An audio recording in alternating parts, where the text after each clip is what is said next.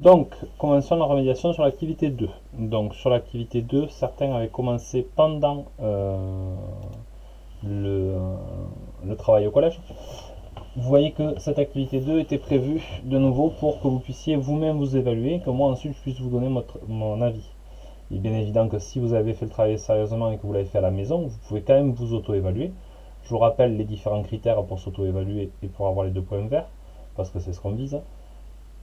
Premier critère, avoir un tableau ordonné. Deuxième critère, avoir des groupes emboîtés nommés.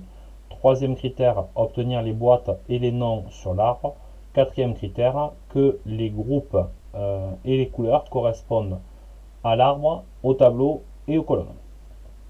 Donc on est parti. Toujours pareil, lancer le logiciel Phylogène, application matière SVT Phylogène. Si jamais on fait l'évaluation au retour du collège, ce que je ne pense pas, je pense qu'on essaiera de la faire plutôt en numérique, vous avez là l'arborescence de où trouver le logiciel. À la maison, c'est vous qui l'avez rangé, vous savez où il est. Et on change, nous allons partir sur choisir la collection Primate Collège. Donc Primate Collège. Donc je prends mes petites flèches déroulantes sur les primates collège, hop, et vous voyez que j'ai beaucoup de chance, hop, il est pile poil là.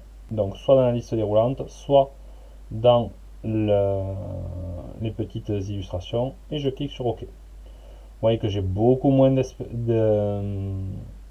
d'espèces, et petite spécialité, vous voyez que le chat est en bleu, on en reparlera après.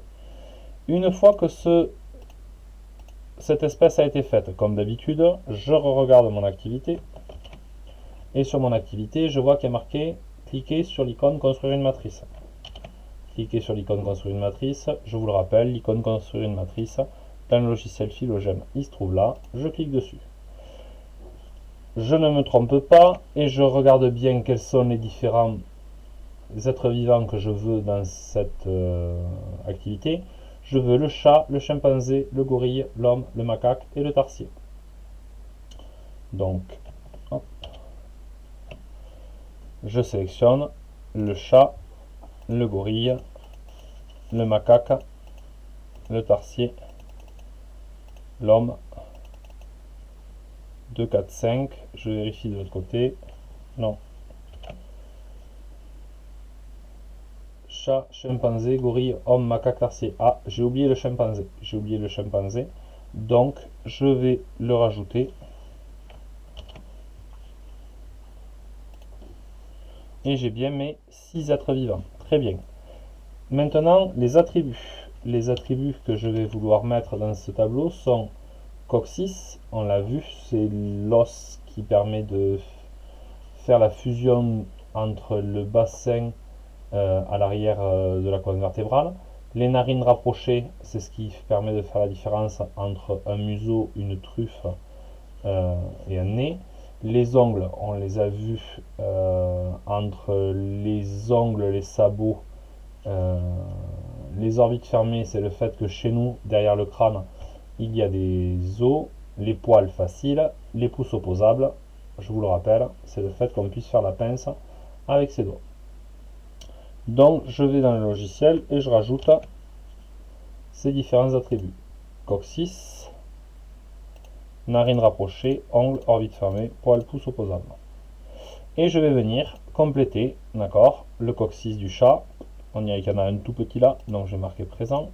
Le gorille, il y a présence d'un coccyx. Le macaque, il y a présence d'un coccyx. Le tarsier, il y a l'air d'avoir présence d'un coccyx. L'homme, il y a un coccyx. Le chimpanzé, il y a un coccyx. Les narines rapprochées. Hop. Donc là, moi je veux dire oui. Parce qu'après tout, je ne suis pas censé tout connaître.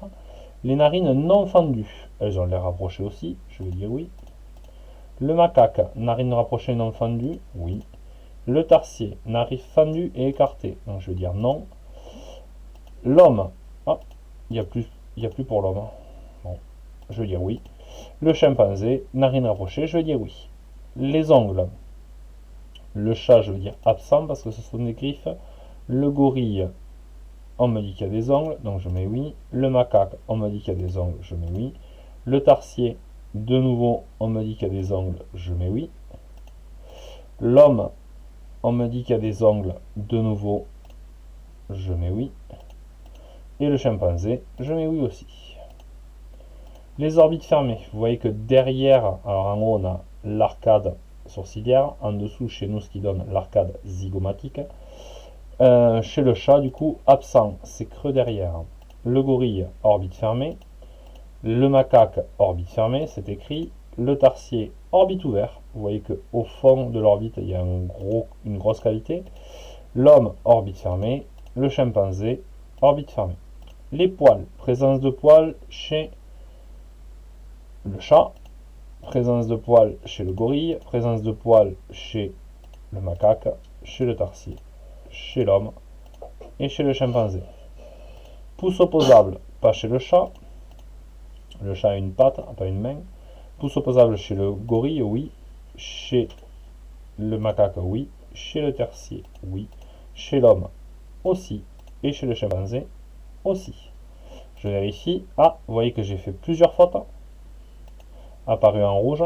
Les narines rapprochées chez le chat, effectivement, vous voyez qu'il y a une barrière entre les deux et qu'elles sont plus en position sur une truffe, même si elle est petite chez le chat. Le chat, un coccyx, effectivement, vous voyez que là, on a bien une articulation ceinture qui essaye de se former, mais on ne peut pas vraiment dire qu'on a déjà un bassin, donc c'est absent. Le macaque, hop, et le tarsier, absent. Vérifier, et tout est bon. Une fois que j'ai fait ça, je reprends l'activité. Et sur l'activité, je vois, hop, on est là. Sur l'activité, compléter le tableau, cliquez sur vérifier, cliquez sur l'icône classer et organiser le tableau. Toujours la même logique, je repasse sur mon logiciel. Sur mon logiciel, du coup, une fois que mes tableaux sont vérifiés, ces deux onglets sont devenus visibles. Je prends l'onglet classer. Sur l'onglet classé, alors vous voyez que de nouveau il va falloir que je refasse la mise au point parce que c'est pas possible.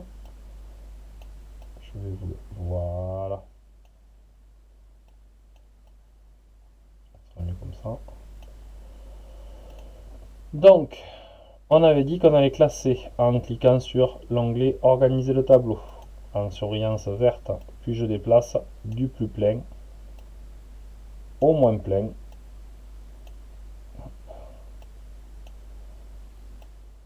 Et hop. Afficher les boîtes. Et au moment où je me rends compte que je vais afficher les boîtes, je remarque, parce que mon tableau est rangé, si ce n'est pas rangé, ça va être beaucoup plus dur à voir, que si vous regardez poil, il n'y a pas de souci, il n'y a que lui, mais si vous regardez pouce opposable et ongle, en même temps, vous remarquez qu'il y a exactement les mêmes êtres vivants dans les deux groupes. Donc ces deux groupes ne vont pas s'emboîter l'un dans l'autre, mais ces deux groupes vont fusionner. Vous regardez, vous pouvez remarquer que la fusion s'est faite dans les boîtes, mais c'est aussi faite dans le tableau. Ok. Ça ressemble beaucoup à un sixième quand on avait yeux et bouche. Yeux et bouche, on n'avait pu les fusionner. Pourquoi?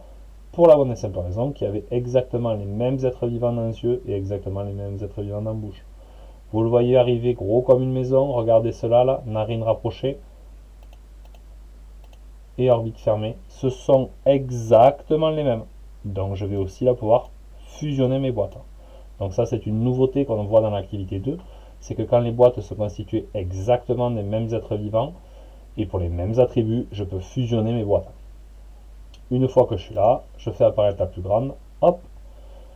Vous voyez que là il y en a 2, 4, 5, 6, là il n'y en a que 5, que ceux qui sont dans la boîte pouce opposable et ongles sont aussi dans la boîte poil, donc la boîte s'emboîte. Là il y en a 5, là il y en a 4, donc la boîte narine rapprochée et orbite fermée va venir s'emboîter à l'intérieur de pouce opposable et ongles. Et enfin le dernier, coccyx, et vous voyez que coccyx il n'y en a plus que 3, là il y en a 4, donc je vais pouvoir emboîter ainsi. Je vais maintenant nommer, toujours pareil, pour venir nommer, je viens sur ma boîte et je fais un clic droit. C'est la fameuse fenêtre qui n'apparaît pas chez vous, hein, mais vous l'aurez sur le logiciel. La présence de coccyx, ben, c'est le premier, ça définit les hominoïdes, donc je le nomme. Narines rapprochées et orbites fermées. Alors là, deux possibilités. Vous avez les singes qui ont les orbites fermées, ou vous avez narines rapprochées qui sont les singes de l'ancien monde. Donc nous on va mettre singe, plus simple. Pouce opposable et ongle. Pouce opposable et ongle. Nous avons pouce opposable oui, ongle oui. Ce sont les primates. Et enfin, poil, clic droit. La présence de poils est définie par le groupe des mammifères. Et j'ai mon tableau organisé, mes groupes fusionnés, puis emboîtés. Pardon. On va maintenant du coup passer, comme c'est dans l'activité, hop, organiser le tableau, nommer les boîtes, cliquer sur l'icône, établir les liens de parenté. Il est là, établir des liens de parenté, je clique dessus. Voulez-vous conserver l'ordre des colonnes et des lignes? Oui, on n'a pas fait tout ça pour rien. Et je raffiche mes boîtes. Et au fur et à mesure que je raffiche mes boîtes, ça me crée l'arbre. Je clique sur choix. Sur choix, je fais... Ah oui, alors c'est vrai que c'est assez bizarre. Ça apparaît de l'autre côté. Afficher les boîtes.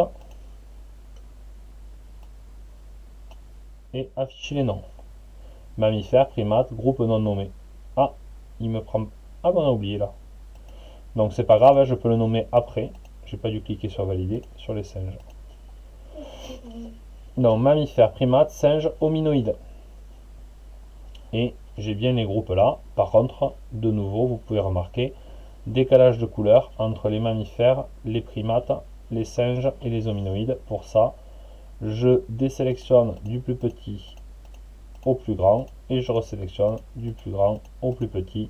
Mes couleurs correspondent, les noms sont placés, le tableau est rangé. J'ai donc validé mes 2 points verts.